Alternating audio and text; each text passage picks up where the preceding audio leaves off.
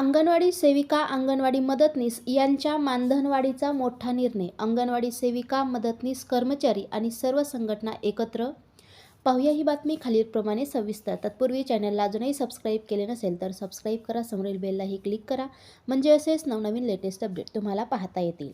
लाडक्या बहिणी तुपाशी, अंगणवाडी ताई उपाशी, लाखो रुपयांचे भत्ते थकले, योजनेच्या अर्जाचे मानधनही प्रलंबित. राज्यातील 1 कोटीपेक्षा जास्त लाडक्या बहिणींना दरमहा 1,500 रुपये देणाऱ्या सरकारने त्याच बहिणींसाठी काम करणाऱ्या राज्यातील काही लाख अंगणवाडी कर्मचाऱ्यांचे लाखो रुपयांचे भत्ते मात्र थकवले आहेत. लाडकी बहीण योजनेचे अर्ज जमा करण्यासाठीचे मानधनही अनेक जिल्ह्यांमध्ये प्रलंबित ठेवण्यात आले आहे. राज्यात अंगणवाडी योजनेत काही लाख महिला सेविका व मदतनीस म्हणून काम करतात. सेविकेला 10,000 व मदतनीस यांना 8,000 रुपये मानधन मिळते. त्यात वाढ व्हावी अशी अनेक वर्षांची मागणी होती. सरकारने ती ऑक्टोबर 2024 मध्ये मान्य केली. सेविकेला 15,000 रुपये तर मदतनीसांना 13,000 रुपये मानधन देणार असे जाहीर देखील केले.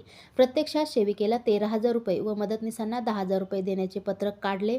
उर्वरित रक्कम ॲप आधारित कामांच्या टक्केवारीवर प्रोत्साहन भत्ता म्हणून देण्यात येईल असे जाहीर करून त्याचे कोष्टकही जाहीर केले. राष्ट्रीय मजदूर संघाच्या अंगणवाडी विभागाच्या पदाधिकारी गीतांजली थिटे, जयश्री जठार, सुजाता सेंगडे, जयरोतनी भांबरे यांनी सांगितले की लाडकी बहीण योजनेत सुरुवातीच्या काळात अनेक महिलांना आम्ही अर्ज लिहून दिले.